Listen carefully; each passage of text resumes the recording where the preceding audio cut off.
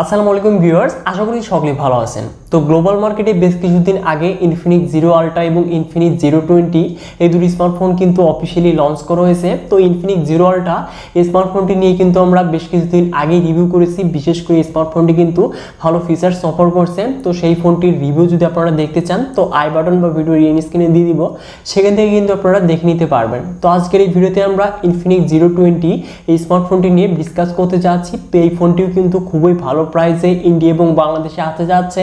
তো আমরা কিন্তু খুব শীঘ্রই দেখতে পারবো এই ফোনটি। তো আজকের এই ভিডিওতে আমরা এই স্মার্টফোনটি নিয়ে ইন ডিটেলসে আলোচনা করতে যাচ্ছি।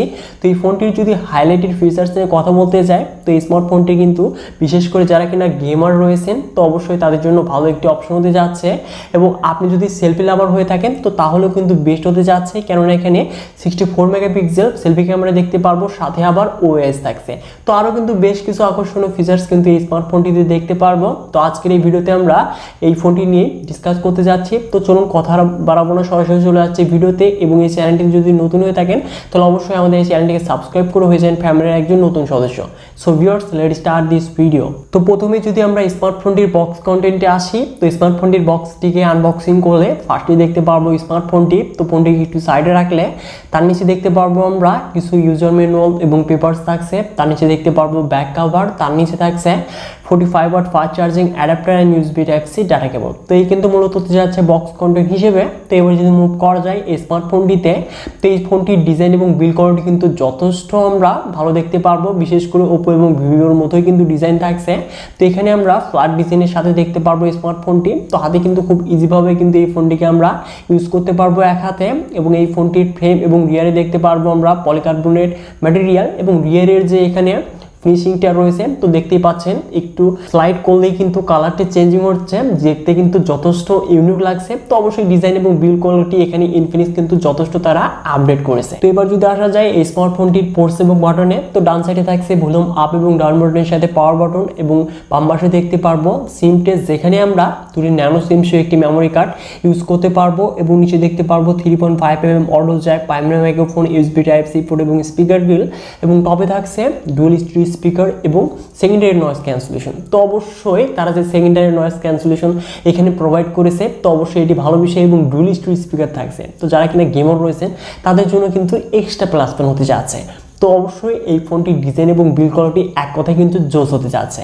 তো এবার যদি মুভ করা যায় এই স্মার্টফোনটির ডিসপ্লেতে তো সেই পুরনোই আমরা এখানে ওয়াটারড্রপ নচ দেখতে পারবো। তো এটি যদি না থাকতো, এখানে যদি পাঞ্চল ইউজ করতে পারতো তাহলে কিন্তু জোস হতে পারতো। তবুও ভালোই বলা যায়, কেননা এখানে 6.7 ইঞ্চেস অ্যামোলেড ডিসপ্লে প্যানেল দেখতে পারবো, এবং এখানে তারা 90 হার্জ রিফ্রেশ রেট দিয়েছে। তো অবশ্যই ভালো বিষয়। তো এই ডিসপ্লের কিন্তু কালার কন্ট্রাস্ট ব্রাইটনেস যথেষ্ট ভালোই হতে যাচ্ছে। বিশেষ করে আপনারা যারা কিনা মিডিয়া কন্টেন্টগুলো ওয়াচ করতে চাচ্ছেন তো তার জন্য কিন্তু এক্সট্রা প্লাস পয়েন্ট হতে যাচ্ছে অ্যামোলেড ডিসপ্লে হওয়ার কারণে, এবং স্টুডিও স্পিকার থাকছে। এবং সানলাইটে কিন্তু এই স্মার্টফোনটি যথেষ্ট আমরা ভালো ব্রাইটনেসই দেখতে পারবো। তো অবশ্যই এই ফোনটির ডিসপ্লেও কিন্তু যথেষ্ট ভালো হতে যাচ্ছে। তো এবার যদি মুভ করা যায় এই স্মার্টফোনটির পারফরমেন্স সেকশনে তো অ্যান্ড্রয়েড ভার্সন 12 এর সাথে এক্সওএস স্টোর প্রদান করবে, যেখানে চিপসেট হিসেবে থাকছে মিডিয়াটেক হিলিও G99। তো মিডিয়াটেক হিলিও G99 এই চিপসেটটি নিউ হলেও এই চিপসেটটির যে গেমিং পারফরমেন্স তারা কতটা বেটার তা আমরা বেশ কিছু স্মার্টফোনে দেখেছি। তো বিশেষ করে এই স্মার্টফোনটি দিয়ে আমরা লং টাইম গেম প্লে করার পরেও কিন্তু হিটিং প্রবলেমটা যথেষ্ট কম হতে যাচ্ছে। তো আমরা সকলেই জানি যে হিটিং প্রবলেম যতটা কম হবে ততটাই কিন্তু আমরা ভালো গেমিং পারফরমেন্সটা পেয়ে যাব। তো স্মার্টফোনটি থেকেও কিন্তু আমরা ভালো গেমিং পারফরমেন্স পেতে যাচ্ছি। তো পাবজিতে আমরা 40 FPS এর আউটপুটটা পেতে যাচ্ছি। তো অবশ্যই লং টাইম কিন্তু গেম প্লে করতে পারবো। তো যারা এখানে গেমার রয়েছেন তো অবশ্যই এই স্মার্টফোনটিকে চয়েস লিস্টে রাখতে পারেন। তো স্মার্টফোনটি দিয়ে আমরা পাবজি সহ আরও যে গেম অন্যান্য গেমগুলো রয়েছে তো সেই গেমগুলো কিন্তু আমরা ভালোভাবে প্লে করতে পারবো এই ফোনটি দিয়ে। তো এবার যদি মুভ করা যায় এই স্মার্টফোনটির ক্যামেরাতে তো রিয়ারে দেখতে পারবো ট্রিপল ক্যামেরা সেটআপ, যার মেইন ক্যামেরাটি 108 মেগাপিক্সেল, সাথে থাকছে 13 মেগাপিক্সেল আল্ট্রা এবং 2 মেগাপিক্সেল ডেপথ সেন্সর। এবং স্মার্টফোনটির মেইন ক্যামেরা দিয়ে আমরা 2K ভিডিও সর্বোচ্চ 30 FPS এ রেকর্ড করতে পারবো। এবং স্মার্টফোনটির মেইন ক্যামেরা দিয়ে কিন্তু আমরা 108 মেগাপিক্সেল ক্যামেরা দিয়ে পিকচারগুলো কিন্তু দেখতেই পাচ্ছেন। তো স্মার্টফোনটিরই পিকচার তো দেখতেই পাচ্ছেন, এই পিকচারে কিন্তু অবশ্যই ডিটেল এবং ডাইনামিক রেঞ্জের কিন্তু একটু ঘাটতি রয়েছে। তো অবশ্যই ইনফিনিক্সের ক্যামেরার দিকে আরেকটু কিন্তু বাড়তি নজর দেওয়া উচিত, তো আরেকটু ভালো হতে পারতো কিন্তু অবশ্যই। তো আশা করছি আস্তে আস্তে কিন্তু ইনফিনিক্স অপটিমাইজের মাধ্যমে ক্যামেরাটাকে ইমপ্রুভ করতে পারবে। তো তো এবার যদি আসা যায় এই স্মার্টফোনটির ফ্রন্টে, তো ফ্রন্টে দেখতে পারবো 64 মেগাপিক্সেল সেলফি ক্যামেরা, যেখানে থাকছে ওআইএস। তো অবশ্যই আপনারা যারা কিনা সেলফি লাভার রয়েছেন, ফ্রন্ট ক্যামেরা মেন প্রায়োরিটি, তাহলে কিন্তু এই ফোনটি আপনার জন্য এক কথায় বেস্ট হতে যাচ্ছেন। তো সেলফি তোলার সময় কিন্তু আপনার হাতটি যদি একটু নড়ে যায়, যথেষ্ট ভালো কিন্তু স্টেবল পিকচার পেয়ে যাবেন এবং ভিডিও কোয়ালিটি কিন্তু যথেষ্ট আপনারা স্টেবল পেতে যাচ্ছেন। তো অবশ্যই ফ্রন্ট ক্যামেরা দিয়েও কিন্তু আমরা 2K ভিডিও 30 fps রেকর্ড করতে পারবো। তো এবার যদি মুভ করা যায় এই স্মার্টফোনটির কমন ফিচার্সে, তো এখানে আমরা অল কমন ফিচার্স দেখতে পারবো এবং এই ফোনটির সিকিউরিটি হিসেবে দেখতে পারবো সাইড মাউন্টেড ফিঙ্গারপ্রিন্ট স্ক্যানার, যেটি কিনা যথেষ্ট ফাস্ট স্পিডেই লক এবং আনলক হতে যাচ্ছে। সাথে থাকছে 4500 mAh ব্যাটারি, যেটি কিনা 45 ওয়াট ফাস্ট চার্জিং সাপোর্টেড। তো স্মার্টফোনটি দিয়ে আমরা 45 মিনিটে 100% চার্জ কমপ্লিট হতে দেখতে পারবো। তো এই ফোনটি দিয়ে কিন্তু আবার একদিনের চাইতে একটু বেশি ব্যাটারি ব্যাকআপও আমরা পেয়ে যাব।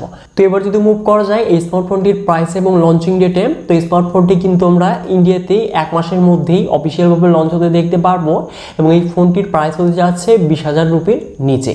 এবং এই ফোনটি ইন্ডিয়াতে লঞ্চ হওয়ার পরে কিছুদিন পরে কিন্তু আমরা আনঅফিসিয়ালভাবে দেখতে পারবো এবং প্রাইসটা হতে যাচ্ছে 30,000 টাকার আশেপাশে।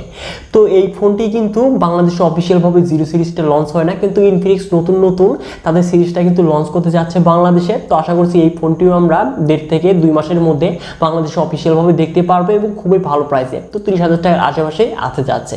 তো এখন কথা হচ্ছে এই স্মার্টফোনটি কাদের জন্য বেস্ট হতে যাচ্ছে। তো যারা কিনা ভালো ডিজাইন এবং বিল্ড কোয়ালিটির সাথে ভালো একটি ডিসপ্লে প্যানেল এবং ভালো গেমিং পারফরমেন্স চাচ্ছেন, বিশেষ করে ফ্রন্ট ক্যামেরা মেইন প্রায়োরিটি, তো অবশ্যই এই স্মার্টফোনটির জন্য কিন্তু ওয়েট করতে পারেন। তো এখানে কিন্তু আমরা সকল কিছু পেতে যাচ্ছি। তো এই ফোনটি আপনাদের কাছে কেমন লেগেছে অবশ্যই ভিডিওতে লাইক করে কমেন্ট বক্স কমেন্ট করে জানিয়ে দিবেন এবং এই চ্যানেলটিতে যদি নতুন হয়ে থাকে তাহলে চ্যানেলটিকে সাবস্ক্রাইব করে হয়ে যান ফ্যামিলির একজন নতুন সদস্য। সো ভিডিওর দেখা হচ্ছে শীঘ্রই নতুন কোনো ভিডিও নিয়ে।